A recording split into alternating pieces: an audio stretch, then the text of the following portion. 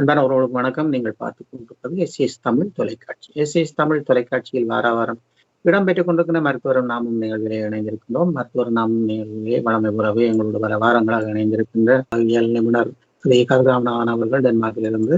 இவர் உளவியல் நிபுணராக பல ஆண்டுகளாக பணிபுரிந்து இப்பொழுது ஓய்வு நிலையில் இருக்கின்ற இந்த சந்தர்ப்பங்களிலே பல தகவல்களை எங்களுக்கு தந்து கொண்டிருக்கிறார். அந்த வகையிலே ஆரம்ப நிலையிலிருந்து பிள்ளைகளின் ஆரம்ப நிலையிலிருந்து பள்ளி பாடசாலையில் கற்கின்ற மாணவர்கள் வரையில் இந்த பிள்ளைகள் பள்ளி காலங்களில் எவ்வண்ணமாக இருக்கும், எவ்வண்ணமான பயம் அல்லது எவ்வண்ணமான நிலைப்பாடுகள் உளவியல் ரீதியாக இருக்கும் என்று நீங்கள் தெரிந்து கொண்ட விடயங்களை இன்று முழுமையாக பேசிக்கொள்வோம். நீங்க குறிப்பிட்டதன்படி இப்ப நாங்க 6ஆம் வகுப்பு இப்ப பாடசாலை பருவத்தை சொன்னோம்னு சொன்னா 6ஆம் வகுப்பு இல்ல 7ஆம் வகுப்புக்கு பிற்பட்ட பிள்ளைகள் 13-14 வயதுல இந்த காலகட்டத்தை அடைகிறார்கள். அப்ப இவர்களுக்கு மிகவும் விசேஷமான பருவ கோளாறுகள், பருவ வளர்ச்சிகள், முன்னேற்றங்கள், பின்னேற்றங்கள், இப்படி பல விஷயங்கள் இதுக்குள்ள அடங்கி இருக்கின்றது. முக்கியமாக இதுவரையும் உடலியல் ரீதியாகவும் உளவியல் ரீதியாகவும் எங்கட கலாச்சார ரீதியாகவும் உள்ள பண்பாடுகள், அதுகளுக்கு எப்படி எங்கட பிள்ளைகள் அல்லது நாங்கள் எப்படி அமைகிறோம், அதோட எப்படி இணைஞ்சு போறோம் என்ற விஷயங்களை பற்றித்தான் பழைய விஷயங்கள்ல பார்த்து கொண்டு வந்துறாங்க. ஆனா இப்ப இந்த பருவத்துல நாங்க இன்னும் ஒரு புது விஷயத்தை இதுல இணைச்சு கொள்ள வேண்டி இருக்கு.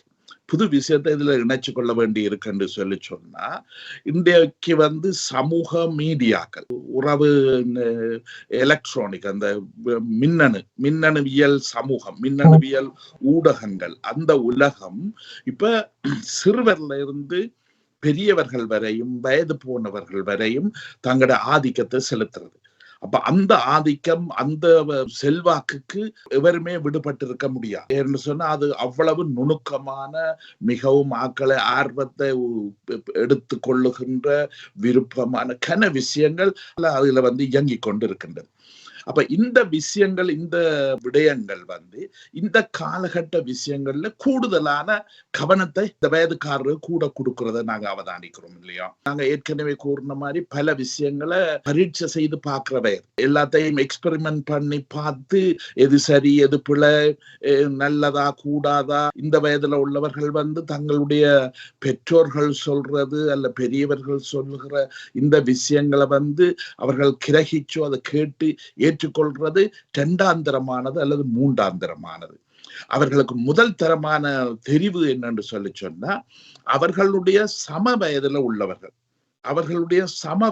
உள்ளவர்கள் அல்லது அவர்களோடு சம்பந்தமான பிரச்சனைகளை சந்திப்பவர்கள், அவர்கள் சொல்லுகின்ற விடயங்கள் தான் இவர்களுக்கு மிக முக்கியமானதாக இருக்கின்றது. அது இயற்கை. அது ஏதோ இந்த பிள்ளைகள் தான் அது செய்கிறார்கள் என்று சொல்லி நாங்க பிழை சொல்லவும் முடியாது, பிழை காணவும் முடியாது. அது சின்ன வயதுல இருந்தே தங்களுடைய வயது பிள்ளைகள், நண்பர்கள், நண்பிகள், அவர்கள் சொல்லுகிற விஷயங்கள் இவர்களுக்கு முதலாந்தரமானதாக அமையும். என்று சொன்னா, இப்ப உளவியல் ரீதியாக அதுகளுக்கு அவர்கள் விளங்கப்படுத்த கூறுகிறார்கள் என்னன்னு சொன்னா, இந்த வயதுல அவர்களுடைய உடம்பு, மனநிலை எல்லாமே சமமானது. அப்ப அவர்கள் தஞ்ச வயதுக்காரருக்குரிய குழப்பங்கள், அவர்கள் எப்படி சிந்திக்கிறார்கள், எப்படி முடிவெடுக்கிறார்கள், எப்படியான வாழ்க்கை முறைகளை, வாழ்க்கை நெறியலை தெரிவு செய்து, இப்ப சோசியல் மீடியா இதுகள்ல இருந்து கூட அதுகளை தெரிவு செய்து பின்பற்றுற இந்த விஷயங்கள் சம வயதுக்காரருக்கு இயற்கையா இருக்கிறபடியால அவர்கள் கூடுதலாக அதை பின்பற்ற அதுகள்ல கூட கவனம் செலுத்த பார்க்கிறாங்க. அடுத்தது இன்னும் ஒரு முக்கியமான விஷயம் இந்த சமூக வலைத்தளங்கள், செய்தி விஷயங்கள் இன்றைக்கு வெறும் எங்கட பிள்ளைகளுக்கோ அல்லது எங்களுடைய வளர்ப்பு, வாழ்க்கை, வளர்ச்சி முறைக்கோ இது பெரிய பிரச்சனை அல்ல. இன்றைக்கு பல மேற்கத்தேச நாடுகளா இருக்கலாம், கீழத்தேச நாடுகளா இருக்கலாம், எல்லா பேப்பர்களையும் எழுதப்படுகின்ற அல்லது கவனம் செலுத்தப்படுகின்ற முக்கியமான விஷயம் என்னென்று சொல்லி சொன்னா, இந்த சமூக வலைத்தளங்கள் அவர்களுடைய ஜனநாயக சமூக வாழ்க்கையே குழப்புது.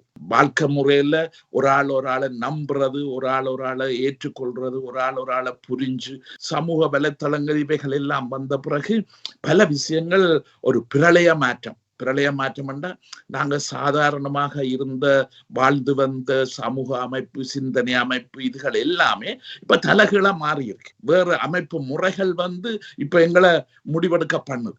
எங்களுக்கு வேலை முக்கியமான பல மாற்றங்களை எங்களுக்குள்ள கொண்டு வந்து திணிக்குது. இப்ப உலக அரசியல் விஷயத்தையும் நாங்க இதுல தவிர்த்து விட இயலாது என்று சொன்னா, இப்ப உலக மயமாக்கல் என்று சொல்லி ஒரு அமைப்பு ஒன்று இங்க வந்து நடந்து கொண்டிருக்கின்றது. பூகோளமயமாக்கம், உலகமயமாக்கம் என்று சொல்லி இந்த மேல தேச அல்லது அமெரிக்கா அல்லது முதலாளித்துவ நாடுகளின் தலைமையில அவர்கள் வந்து உலகம் முழுக்களையுமே தங்கட செல்வாக்குக்குள்ள கொண்டு வந்து வச்சிருக்கிறார்கள். அப்ப அவர்களும் சமூக வல பின்னல்ல வர்ற விடயங்களையும் அவர்களும் இத ஒரு வகையான முறையில ஆதரிக்கிற மாதிரி தான் இருக்கின்றது. அவர்கள் கூட ஒன்றும் கட்டுப்படுத்துவதுன்றது என்று ஒன்றும் இல்லை. முதலாளித்துவ சமூகத்துக்கும் எங்களுடைய தமிழீழ பக்கத்து எங்கட கலாச்சாரத்துக்கும் உள்ள அடிப்படையான வித்தியாசம் என்னன்னு சொல்லி சொன்னா, இப்ப நாங்க வந்து குடும்பம், இரத்த உறவு, சொந்தம் இதுகள்லாம் எங்களுக்கு முக்கியமானது. அதுகளுக்கு முக்கியத்துவம் கொடுத்து அதுகளை வச்சு கொண்டுதான் நாங்க வந்து நண்பர்களோ நண்பிகளோ பல்கலைக்கழகத்துல போய் படிக்கிறார், இப்படி பல விஷயங்கள் இரண்டாந்திரம் மூன்றாந்திரமாக வந்து கொண்டிருக்கின்றது.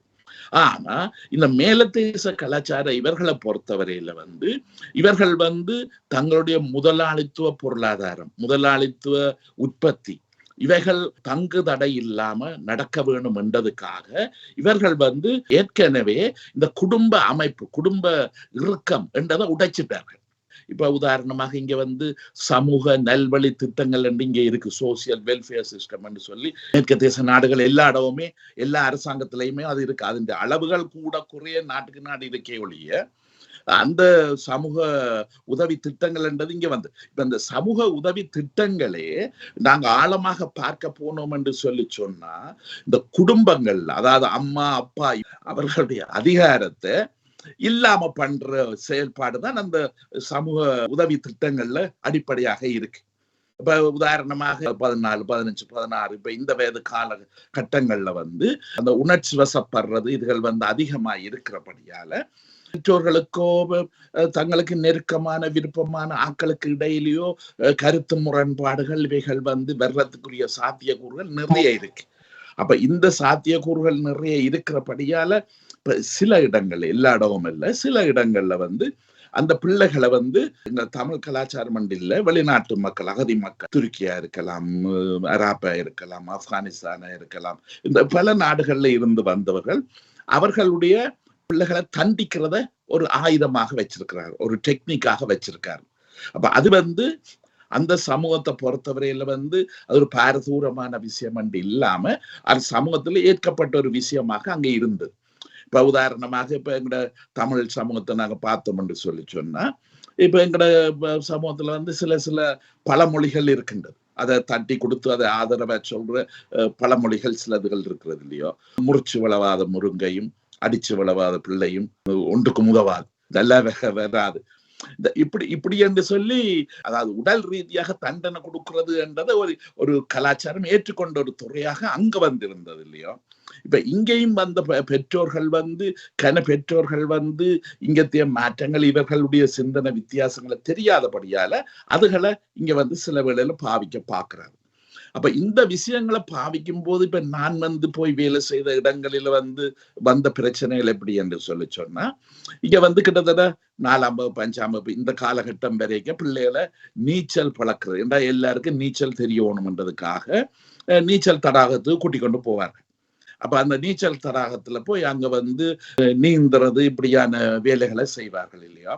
அப்ப அந்த நீச்சல் தடாகத்துக்கு கூட்டி கொண்டு போகும்போது அந்த நீச்சல் தடாகத்துல போய் குளிச்சு விட்டு வெளியில கரையில வந்து ஏறும்போது இப்படியாக யாராவது பெற்றோர்கள் வந்து அடிச்சிருந்தா அந்த காயங்கள் வந்து வலு தெளிவாக கருப்பாக தெரியும். முதுகிலையோ காலிலையோ எங்க அடிபட்டு இருந்தாலும் அந்த இடத்துல வந்து அது வந்து காயம் வந்து அந்த வடு கிளியரா தெரியும். இந்த தண்ணி பட்டு இருக்கு தானே, அப்ப தண்ணி பட்டதுனால அதுல வந்து கிளியரா தெரியும். அப்ப அதுல இருந்துதான் இவர்கள் வந்து ஐமிச்சப்பட்டு பிள்ளைகளை தனியா கூட்டி கொண்டே வச்சு கதைக்கிறதும் பெற்றோரை கொண்டு வந்து கதைக்கிறதும் பல விஷயங்கள்ல ஈடுபட்டு கடைசியில வந்து சில நேரத்துல பெற்றோர்கிட்ட இருந்து பிள்ளைகளை அரசாங்கம் பொறுப்பெடுக்க வேணும் என்ற ஒரு நிலைக்கு வந்துடுறார்கள் இல்லையா. அப்ப அந்த நிலை வந்து வந்த உடனே அது ஒரு பெரிய ஒரு தாங்க முடியாத விஷயம். எங்கட சூழல்ல வந்து எங்களுக்கு அப்படி ஏன்னா பெத்த பிள்ளை எனக்கு தான் சொந்தம், ஏன்னா என்னுடைய ரத்தம் என்னுடைய சதை என்னுடைய பிள்ளைகள் வந்து எங்களுக்கு தான் சொந்தம் என்று நாங்க இயற்கையாக சிந்திக்கிறோம், நேச்சுரலாக சிந்திக்கிறோம் இல்லையா? ஆனா இப்ப இவர்களை பொறுத்தவரையில வந்து நான் முதல்ல உங்களுக்கு சொன்ன உதாரணமா இந்த குடும்ப அமைப்பை அவர்கள் உடைச்சு இந்த சமூக நல்வழி திட்டங்கள் அண்ட் இதுகளை கொண்டு வந்து போட்டு அந்த சமூக நல்வழி திட்டத்துக்கு ஊடாக அம்மா அப்பா என்ன செய்யணுமோ அதுகள் எல்லாவற்றையும் அந்த அரசாங்கமே செய்யுது. பிள்ளைகளுக்கு படிப்புல இருந்து உடுப்புகள்ல இருந்து இந்த கை செலவுகள்ல இருந்து இனி இப்ப இங்க 13-14 வயது வந்த உடனே அவர்களுக்கு வந்து 3 மணித்தியால 4 மணித்தியால வேலைகள் கொடுக்கறதுல இருந்து அவர்கள் தங்களோட பாக்கெட் மணி அங்க தங்களோட கை செலவுக்கு தாங்களே உழைச்சு அம்மா அப்பால தங்கினி இப்படி கன விஷயங்கள்ல இங்க வந்து பெற்றோர்ல இருந்து பிள்ளைகளை வந்து தனிச்சு அவர்கள் சொந்த காலில் நின்று வளர வேண்டும் என்றதான் இவையின் கொள்கைகள் சிந்தனையா இருக்கின்றன. இந்த காலங்கள்ல மனோநிலை சார்பாக இளம் பெண்கள் அல்லது ஆண்களின் சூழ்நிலை எப்படி இருக்கும் பொழுது சில பிள்ளைகள் பூச்சிகளை கண்டால் பயப்படுகின்ற காலங்கள் அப்படி இருக்கின்றது. அது பற்றிய சூழ்நிலைகள் எப்படி இருக்கு? நல்ல ஒரு புள்ளிய நீங்க தொட்டிருக்கிறீங்க. அந்த விஷயம் இது இந்த வயதுல வேலை முக்கியமான ஒரு விஷயம். ஏன்னு சொல்லி சொன்னா இப்ப இந்த வயதுல வந்து ஒரு அச்சம் என்ற ஒரு நிலை வந்து கூடுதலாக இருக்கிற காலம். இவர்களுக்கு வந்து 15-16 இந்த காலகட்டத்துல வந்து எதையுமே உணர்ச்சி வசப்பட்டு பார்க்கறது. ஒரு வெறும் பொருள் அதால எனக்கு ஒரு அபாயமும் இல்லை, தீங்கு ஒன்றும் வராது என்று சொல்லி சிந்திக்கிற தன்மை இந்த நேரத்துல அவர்களுக்கு இல்லை. இப்ப இதனாலதான் இப்ப இந்த வயது காலகட்டத்துல வந்து இப்ப கரப்பான் பூச்சிகளை பார்த்து சில பொம்பளை பிள்ளைகளோ ஆம்பளை பிள்ளைகளோ இந்த கரப்பான் பூச்சிகளை பார்த்து பயப்படுறது, சில பிள்ளைகளை பொறுத்தவரையில வந்து கூரான கத்தியல் கூரான விஷயங்கள் அதுகளை பற்றி நினைச்சாலே அவர்களுக்கு வந்து மனதுல பயங்கள் பதட்டங்கள் இதுகள் வந்து வர்ற விஷயங்கள் உருவாகிறது. இன்னும் சில பேருக்கு வந்து லிப்ட்ல நாங்கள் வந்து இப்ப மேல மாடிகளுக்கு வந்து லிப்ட்ல போக வேண்டி இருக்கும் இல்லையா? அப்ப சில பேருக்கு வந்து அதுக்குள்ள வந்து நிக்க சரி வர வேற யாரும் வந்தா சேர்ந்து நிற்பார்கள், தன்னந்தனியாக அந்த லிப்ட்ல வந்து போக மாட்டார்கள். படியலால ஏறி போய் வருவார்கள். அது எத்தனை மாடியா இருந்தாலும் படியில போறதுதான் அவர்கள் விரும்பிக்கொள். இப்ப இதுகளை வந்து நாங்கள் கொஞ்சம் நிதானமா சரியா விளங்கி கொள்ளணும் என்று சொல்லி சொன்னா இப்ப இதுகள் எல்லாத்தையும் பயம் என்றுதான் சாதாரண வழக்கில சொல்லிக் கொள்வது கூடுதலாக இருக்கிறது. தேவையில்லாம என்னத்துக்கு பயப்படுறா, தேவை இல்லாம இந்த பிள்ளை பயப்படுது அதுதான் சொல்லிதான் பயம் என்ற சொல்ல வார்த்தையை பாவிக்கிறேன். ஆனா இப்ப நாங்க உளவியல் துறையில பார்த்தோம்னு சொன்னா பயம்ன்றது வேற, இந்த நிலைக்குரிய அடிப்படை காரணமான அச்சம் என்றது வேற. ஏன்னா இது வந்து அச்சம் என்று சொல்றது. இப்ப உதாரணமாக அச்சத்தையும் பயத்தையும் விளங்கி கொள்றதுக்கு உண்மையான விஷயம் என்னன்னு சொல்லி சொன்னா ஒரு பொருள் வந்து வெளியில இருந்து என்ன கலைச்சு கொண்டு வந்தா, வெளியில இருந்து எனக்கு ஆபத்தை விளைவிக்கக்கூடிய ஒரு நாயோ அல்லது பாம்போ அல்லது ஏதோ ஒரு பொருள் வெளி உலகத்துல இருந்து என்ன நோக்கி வந்தால் என்ன நோக்கி கலைச்சு கொண்டு வந்தா அந்த நேரத்துல வாரது பயம் என்று சொல்றது. ஏன்னா சூழல்ல அந்த பொருள் இருக்கு. அப்ப அந்த சூழல்ல இருக்கிற அந்த பொருள் தான் எனக்கு இந்த பயம் மாதிரியான உணர்வை எனக்கு தருது. ஆனா நாங்க முதல்ல கதைச்ச அந்த கரப்பான் பூச்சியோ பாம்போ கத்தியோ கூரான கத்தியோ இப்படியான விஷயங்கள் வந்து மனதுல நினைக்கும் போது, அதாவது மற்றவை அதை பற்றி கதைக்கும் போது அதுகள் சம்பந்தமான படங்கள் அல்லது ஏதென்னு அதுக்குரிய காட்சிகள் எங்கேயாவது பார்க்கக்கூடிய வாய்ப்புகள் வந்துட்டு என்று சொல்லி சொன்னா அவர்களுடைய உடல்நிலையில வந்து பல மாற்றங்களை அவர்களே அவதானிப்பார்கள். உதாரணமா இதுல முக்கியமானது இதய துடிப்புன்றது கூடுதலாக போய்கொண்டிருக்கும். அடுத்த வந்து சுவாசம் என்றது அவர்களுக்கு வந்து கஷ்டமாக இருக்கும். இப்ப இந்த இதயத்திலையும் சுவாசத்திலையும் நெடுங்காலமாக இருந்து பிறகு அந்த விஷயங்கள் வந்து செமைப்பாட்டு தொகுதிக்கு போகும். அடுத்த வந்து எங்களுடைய உடல் தசனார்கள் எல்லாமே இறுக்கமடைந்திடும். அது வந்து இளகி இருக்காது, இளகி அமைதியா இருக்காது. அப்ப அந்த தசனார்கள் எல்லாம் வந்து இறுகி போற தன்மைகள் இப்படியான தன்மைகள் வந்து இந்த அச்சம் இருக்கிற ஆக்களுக்கு இதுகள் வந்து இருக்க பார்க்கும். அதே நேரத்துல இன்னொரு விஷயம் இந்த இதுல அவதானிச்சு பார்க்கணும் என்று சொன்னா இந்த அச்சம் என்று சொல்லப்படுற இந்த விஷயங்கள் வந்து தாராளமாக ஒரு பிள்ளைகிட்டயோ ஒரு ஆள்கிட்டயோ இருந்தது என்று சொல்லி சொன்னா அவர்களுடைய கவனிக்கிற சக்தி, ஒரு பாடசாலையில வகுப்புல வந்து ஒரு பாடத்தை கேட்டு கிரகிக்கிற சக்தி, அதை புரிஞ்சு கொள்ற சக்தி அதுகள் எல்லாமே மங்களடை. அதுக்காக இல்லாம போற இல்ல. கான்சென்ட்ரேஷன் என்று சொல்ற அந்த கவன ஈர்ப்பு தன்மை, அடுத்த வந்து ஞாபகம் என்று சொல்ற தன்மை, அடுத்த வந்து சிந்திக்கிற தன்மை. ஏன்னா இப்ப பாடசாலையில முக்கியமாக இப்ப இந்த 7ஆம் வகுப்புக்கு மேற்பட்ட படிப்புகள் எல்லாம் அவர்கள் வந்து சுய மூளையை பாவிச்சு சுய நுண்ணறிவை பாவிச்சு அங்க படிப்பிக்கிற பாடத்துல இருந்து அதை உள் கிரகிச்சு அதுல இருந்து ஒரு முடிவுகளை கண்டுபிடிக்கிற சிலபஸ் தான் அவைக்கு இருக்கு. அப்ப இந்த இடத்துல வந்து நுண்ணறிவு என்றதுக்கு தான் பயிற்சி கொடுக்கப்படுறது. ஏழாம் வகுப்புக்கு மேல வந்து நுண்ணறிவுக்குரிய பயிற்சிகள், அதுக்குரிய பாடத்திட்டம் தான் அதுல அமைக்கப்பட்டிருக்கு. அப்ப இந்த மாதிரியான இந்த பயங்கள், பதட்டங்கள் இதுகள் இருந்து என்று சொல்லி சொன்னா அந்த கிரை இப்படியான விஷயங்கள் வந்து அவையிட்ட வந்து சரியான அளவு குறைவாக இருக்கும்.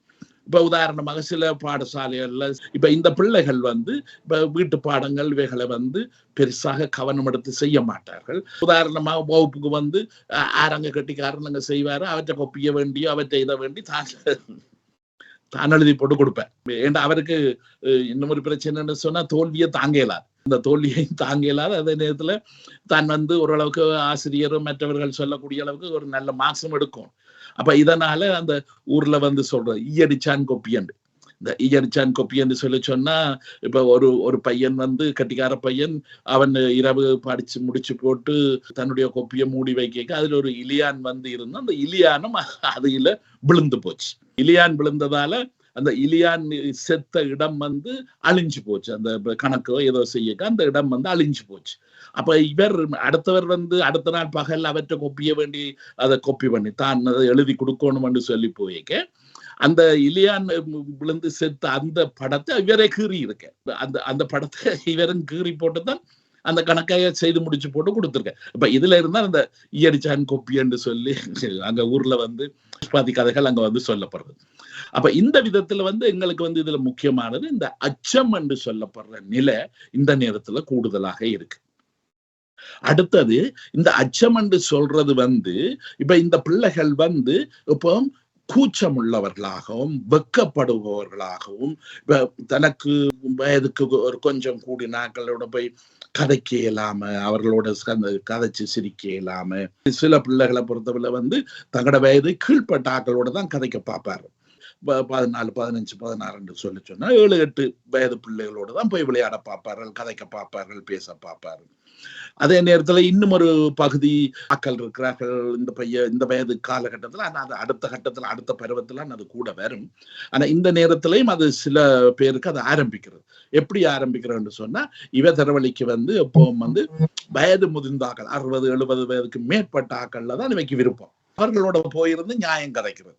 இப்ப அவைக்க இவ வந்து கன தத்துவங்கள் சொல்லுவேன், அது அப்படி இல்ல மாமா இப்படித்தான் இருக்கும் சொல்லி அந்த வயதுக்குரிய அளவை விட மேல போய் கதைக்கிறது இல்லையோ. ஒன்று வந்து கீழே போய் கதைக்கிற, இது வந்து மேல போய் கதைக்கும். இந்த பண்புகள் இதுகள் எல்லாம் வந்து இந்த அச்சம் இப்படியான தன்மைகள் இதுகள் உருவாகிறதால வருது. இந்த கால பகுதிகளில் தாங்களே தண்டிக்கின்ற முற்படுகின்ற காலங்களும் வருமா? இந்த இளம் வயது 14, 16 வயது வந்து இப்ப நாங்க இதுல கதைச்சு கொண்டிருக்கிற அந்த அச்சம் என்று சொல்லப்படுற விஷயங்கள் வந்து பல காலமாக இருந்து அந்த அச்சத்துக்கு வந்து தீர்வுகள் காணப்படாம அப்படியே சேர்ந்து அதோடய வாழ்ந்து கொண்ட ஒரு பிள்ளை இருக்குமாக இருந்தால் அந்த பிள்ளையினுடைய சக்திகள் வந்து குறைஞ்சு கொண்டு போகும். அந்த பிள்ளையினுடைய உளவியல் உடலியல் ரீதியான எனர்ஜி அது வந்து குறைஞ்சு கொண்டு போகும். அதுகள் குறைஞ்சு கொண்டு போற காலத்துல வந்து இன்னும் ஒரு பிரச்சனை ஒன்று உருவாகுது. அதை வந்து இப்ப ஆங்கிலத்துல சொல்லுவார்கள் டிப்ரெஷன் என்று, எங்கட தமிழ்ல சொல்றேன்னு சொன்னா உளச்சோர்வு நிலை என்ற ஒன்று உருவாகுது. அப்ப அதாவது அவர்கள் வந்து சின்ன வேலைகள் சின்ன விஷயங்களை கூட செய்யறதுக்கு சக்தி இல்லாத மாதிரி போய் கட்டில படுக்கிறது அல்ல சோஃபால இருக்கிறது, ஆக்களோட இன்ட்ரெஸ்டா பகுடி விட்டு சிரிச்சு கதைக்கிற இந்த தன்மைகள் இல்லாம ஒதுங்குற தன்மைகளும், அடுத்த வந்து முக்கியமா தாழ்வு மனப்பான்மை, தங்களையே குறைச்சு மதிப்பிடுறது.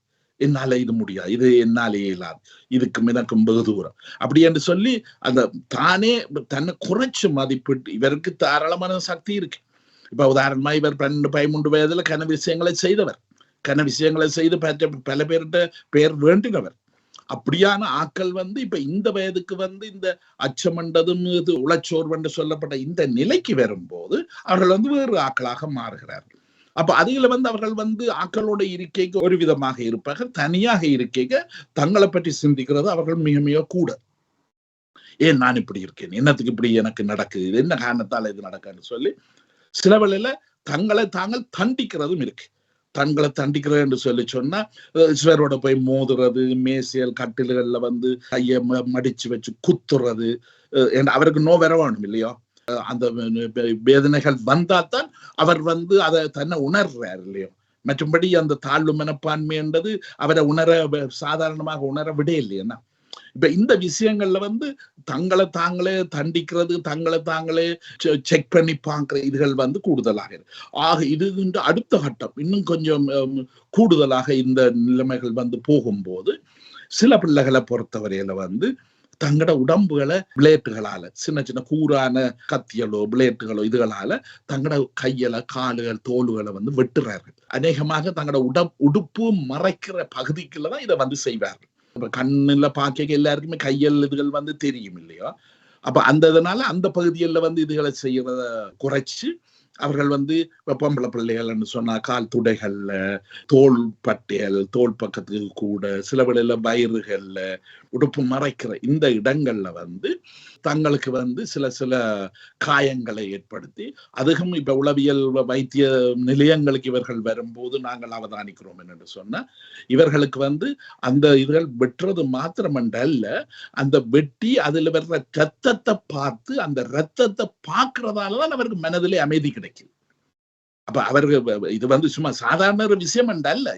இது ஒரு உளவியல் பிரச்சனை, உளவியல் பிரச்சனைக்கு உரிய முக்கியமான ஒரு காரணம். இந்த விஷயங்கள் எல்லாம் வைத்தியசாலைகளையோ அல்லது உளவியலாக்களோ யாரையோ தேடி இதுக்குரிய வைத்தியங்களை கண்டுபிடிக்க வேணும் இல்லையா? அப்ப இந்த விஷயங்கள் வந்து வீட்டுல கொஞ்சம் கவனிச்சு பார்த்தால் சில வேளையில தெரியக்கூடும். கையல்லையோ முழங்கைக்கு பக்கத்துலயோ அல்லது தோளுக்கு பக்கத்துல, ஏன்னா இப்ப சமர் நேரங்கள் வந்து அரை உடுப்புகள் கா உடுப்புகள் போடுற காலம் தானே. அப்ப இந்த நேரங்கள்ல சில வேளையில இந்த பழைய காயங்களை, உடனடி காயங்கள் அல்ல, 4 மாதம் 6 மாதம் இதழுக்கு முதல் செய்து அந்த இடம் வந்து வெள்ளியாக ரோஸ் கலராக அந்த பழைய காயங்கள் இருக்க இந்த விஷயங்களை அவதானிக்கலாம் இல்லையா? அப்ப அந்த விஷயங்களை அவதானிச்சு பார்த்தினேன்னு சொல்லி சொன்னா இந்த விஷயங்களை அந்த பிள்ளைகளோட தனியா வச்சு கதைச்சு பேசி அதே நேரத்துல அந்த பிள்ளைகளை வந்து இது வந்து ஒரு முக்கியமான விஷயம், இதோட நீ வந்து சேர்ந்து வாழ முடியாது, இதுக்கு வந்து நாங்க உதவி எடுக்கணும், நாங்க வந்து ஒரு வைத்திய உதவி எடுக்கணும். அது இங்க மேலதேச நாடுகள்ல வந்து இந்த உதவியல் வந்து நிறைய இருக்கு. அடுத்த வந்து இது வந்து எங்கட தமிழ் பிள்ளைகளோ அகதி பிள்ளைகளுக்கோ மாத்திரமுள்ள பிரச்சனை அல்ல. இது வந்து உங்களோட ஊர்ல உள்ள ஜெர்மன் நாட்டு பிள்ளைகள், இங்க உள்ள டென்மார்க் நாட்டு பிள்ளைகள் எல்லாருக்குமே இந்த வயதுல வர்ற பிரச்சனை. ஏன்னா இப்ப இங்க வந்து இருக்கிற ஆஸ்பத்திரி வைத்தியசாலைகள் எல்லாம் இவர்களுக்காக கட்டி எழுப்பப்பட்டது. இப்ப இவர்களுக்கு வைத்தியம் சேர்த்தான் இங்கத்திய வைத்தியசாலைகள் எல்லாம் உருவாகி இருக்கு இல்லையா? அப்ப இந்த சமூகத்திலையும் இது சாதாரணமாக பல பிள்ளைகள்கிட்ட இருக்கிறபடியால அதுக்குரிய வைத்தியங்கள் எல்லாம் இங்க வந்து கிடைக்கக்கூடிய வாய்ப்பு இருக்கு. அப்ப இதனால இப்ப நாங்க வந்து அந்த பிள்ளைகளோட கதை கேட்க பேச சொல்லி பார்க்கணும்னு சொன்னா, அதாவது இது நீ மாத்திரம் இது செய்ய இல்லை, உனக்கு மாத்திரம் இது இல்லை, இது வந்து மனுஷ இனங்கள் இதுகள்ல வந்து ஒரு சில பேர் இதை செய்யின. ஆனா இந்த விஷயத்துல வந்து கூடுதலாக உளவியல் சிக்கல், உளவியல் மனதுல ஏதோ ஒரு வகையான சிக்கல்கள் பிரச்சனைகள் இருக்கிறபடியாலதான் தங்களை தாங்களே தங்களை தாங்களே தண்டிச்சு அதனால ஒரு சந்தோஷம் பெறுகிற தன்மை உன்னிட்ட இருக்கு. ஆனா இது நல்ல விஷயம் அல்ல, இதுக்கு நாங்க வைத்தியத்துக்கு போய் கேட்கணும்னு சொல்லி அந்த பிள்ளைகளை உற்சாகப்படுத்தி இதுகளுக்கு வைத்தியங்களை கூட்டிக் கொண்டு போறது உதவியானதாக இருக்கும். நல்லது சிறப்பான பல விடயங்களை பேசியிருக்கின்றோம். உண்மையிலேயே நாங்கள் இந்த மருத்துவர் நாமம் நிகழ்விலே ஒரு வித்தியாசமாக ஆரம்பத்தில் இருந்து, அதாவது சிறுவராக பிறந்து பின் பிறப்பு குழந்தைகள், அது மட்டும் இல்லாமல் பாலர் விடுதிக்கு சென்ற காலங்கள், அது மட்டும் இல்லாமல் பின் பாடசாலைக்கு சென்ற காலங்கள் என்று படிமனைய முறையாக நாங்கள் ஒவ்வொரு விடயங்களை பேசி வருகின்றோம். உண்மையிலேயே இது ஒரு சிறப்பான விடயம், எங்களுடைய மக்களுக்கு சென்றடைகின்றது. இந்த விடயத்தில் உண்மையிலே உங்களுடைய பங்கு மிக சிறப்பாக இருக்கின்றது. அதுவும் நீங்கள் ஒரு சிறப்பான பணியில் இருந்து ஓய்வு பெற்றிருக்கின்றீர்கள். உளவியல் சம்பந்தப்பட்ட விடயத்தில் உலகியல் நிபுணராக இருந்து ஓய்வு பெற்றிருக்கின்றீர்கள். இந்த நேரத்திலே நீங்கள் இது போன்ற கருத்துக்களை வழங்குவதற்கு எங்களுடைய மக்களுக்கு வந்திருப்பது என்பது மிக வாழ்த்துதலுக்குரிய விடயம். அன்னளவாக நாங்கள் 8 நிகழ்வுகளை இதுவரை செய்திருக்கின்றோம் நினைக்கின்றேன். இதில் உங்களுடைய மனோநிலை எவ்வளவு இருக்கின்றது, இதில் நீங்கள் கலந்து எங்களுடைய மக்களுக்கான ஆலோசனை வழங்குகின்ற இந்த சந்தர்ப்பம் மிகவும் ஒரு பொன்னான சந்தர்ப்பம் என்றுதான் என்னை பொறுத்தவரையில படுகிறது. ஏனென்று சொல்லி சொன்னா, இப்ப என்னுடைய மக்கள் நாங்கள் எல்லாரும், நானும் உட்பட நாங்கள் எல்லாருமே வேறு 3ஆம் உலக சூழல்ல தான் வளர்ந்து வந்த நாங்க. அப்ப அந்த 3ஆம் உலக சூழல்ல அங்க வளர்ந்து வரும்போது அங்க வந்து விஞ்ஞான ரீதியாக சிந்திப்பதற்கோ விஞ்ஞான ரீதியாக விடைகளை கண்டுபிடிப்பதற்கோ வசதிகள் வாய்ப்புகள் கிடைக்கல. இப்ப உதாரணமாக நாங்கள் ஏற்கனவே கதைச்ச தங்களை வெட்டுறதோ தங்களை தண்டிக்கிறதோ தங்களுக்கு பிரச்சனை பண்றதோ ஒன்றிலையும் இன்ட்ரெஸ்ட் இல்லாம ஒதுங்கி ஒதுங்கி இருக்கிறதோ இப்ப இதுகள் எல்லாத்தையும் ஒரு வகையான ஒரு கிரக கோளாறு கிரக பிரச்சனை சாத்திர பிரச்சனை குறிப்பு பிரச்சனை இப்படி என்றுதான் அங்க வந்து நாங்க அதை வந்து விளங்கி கொள்றோம். அந்த விளக்கம் வந்து அந்த சமூகம் எங்களுக்கு கற்று தந்தது. அப்ப அதனால எங்கள பிள்ளையண்டு இல்லை, மனிதர்களாகிய எங்களே அந்த பிள்ளையண்டு இல்லை. எங்களோட சமூகம் தனக்குரிய முறையில எங்களுக்கு பயிற்சி தந்து விட்டது. அப்ப அந்த பயிற்சியை தான் நாங்க பெற்றுக்கொண்டு வந்திருக்கிறோம் இல்லையா. இப்ப ஊர்ல ஒரு பழமொழி ஒன்று சொல்லுவார், பானையில இருப்பதுதான் அகப்பையில வரும். அந்த ஊர்ல நாங்கள் அந்த பழக்கம் அந்த கல்வியை பெற்றுக்கொண்டு வந்ததால் அது பழைய கல்வியில பெற்றுக்கொண்டு வந்ததால இங்கேயும் அந்த மாதிரியான விடயங்களை பற்றி சிந்திக்கிற அந்த முறையில அதை அணுகிற. இப்ப உதாரணமாக சில பிள்ளைகளுக்கு உதவி செய்ய போற நேரங்கள்ல வந்து இப்ப அந்த பெற்றோர்களே சொல்லுவார்கள், இப்ப எங்கட பிள்ளைகள் இதுகளுக்கு வந்து இப்ப பாம்பு கனவு பாம்புகள் இதுகள்ல பயமே கிடக்கு. அப்ப அந்த இரவுல நித்திரையில கண்டு கூட வீரிட்டு அழுது கொண்டு எழும்புது, வீரிட்டு அழுது சத்தம் போடுது, பாம்பு வர்ற படங்கள் பார்க்க மாட்டுது, பாம்பு பற்றி யாரும் கதைக்க கூடாது, பக்கத்துல இருந்து கதைக்க கூடாது, அதை பற்றி சொல்லக்கூடாது, அப்படியான தன்மைகள் இருந்தது. நாங்க வந்து எங்கட ஊருக்கு அவர்களுக்கு வந்து எங்கட பாட்டன் பாட்டி ஆக்களுக்கு எழுதினாங்க, கடிதத்துல எழுதினாங்க, இல்ல டெலிபோன் தொலைபேசியில கதைச்சினாங்க. அப்ப அவர்கள் சொல்றார்கள் என்னன்னு சொன்னா, இது நாகதம்பிரானுக்கு ஏதோ குறைபாடு இருக்கு, நாகதம்பிரான் பிரச்சனை தான் இது என்று சொல்லி இப்ப அங்க உள்ளவர்கள் சொல்லுவார்கள், நீங்க தான் நாகதம்பிரான் கோயிலுக்கு ஏதாவது மணி செய்து கொடுங்க, அல்லது ஏதாவது அர்ச்சனை செய்யுங்க, ஏதாவது நேர்த்தி கடன் வையுங்க, இப்படி சொல்லித்தான் அதை வந்து நாங்கள் தீர்த்து கொள்ற இந்த விஷயங்கள் வந்து இருக்கு. ஆனா இப்ப இந்த விஷயங்கள் வந்து நிதானமாக சிந்திச்சு பார்க்க வேண்டியது என்னன்னு சொன்னா, இது பெரியவர்களுக்கும் மனதுக்கு ஆறுதலை தரலாம். இந்த நேர்த்தி கடனோ இந்த மணி வேண்டி கொடுக்க இதுகள் எல்லாம் வந்து பெரியவர்களுக்கு ஆறுதலை தரலாம். ஆனா இப்ப எங்களுக்கு முக்கியம் பிள்ளைகள். அந்த பிள்ளைகளுக்கு இந்த விஷயம் வந்து தாராளமாக போய் சேரக்கூடிய வாய்ப்புக்கு இடம் இல்லை. அந்த பிள்ளைதான் நாங்க கஷ்டப்பட்டு வேதனைப்பட்டு கொண்டிருக்கு. அப்ப அந்த பிள்ளைக்கு உதவி செய்யணும் என்று சொன்னா நேரடியாக வைத்தியங்களுக்கு ஊடாகத்தான் அதுக்கு வந்து தீர்வுகள் காணக்கூடிய வாய்ப்புக்கு நிறைய வாய்ப்பு இருக்கு. அந்த விஷயத்துல இதை பற்றி கதைக்கிறது சந்தர்ப்பம் ஏற்படுத்தி உங்களுக்கும் எனக்கு சந்தோஷம். இது ஒரு அருமையான விஷயம். சிறப்பு. இதுவரை நாங்கள் மருத்துவ நம் நிகழ்ச்சியில் உலகியல் நிபுணர் ஸ்ரீ கதிராமன் அவர்கள் டென்மார்க்கிலிருந்து தற்சமயம் ஓய்வு பெற்றிருக்கின்ற இந்த சூழ்நிலையிலே பல அறிவுரைகளை கூறிக்கொண்டு வருகின்றார்கள். இவர்களுடைய தகவல்களை கேட்ட உங்களுக்கு ஏதாவது கேள்விகள் கேட்க வேண்டும் என்று இருந்தால் நீங்கள் அதை எங்களுக்கு எழுத்து மூலம் அனுப்புவதன் மூலம் நாங்கள் உங்களுக்கான பதில்களை அவரிடமிருந்து பெற்றுத் தருவோம் என்று கூறிக்கொண்டு இன்றைய மருத்துவர் நாம் நிகழ்ச்சியில் கலந்து சிறப்பித்த ஐயா ஸ்ரீ கதிராமன் அவர்களுக்கு நன்றிகள் ஐயா.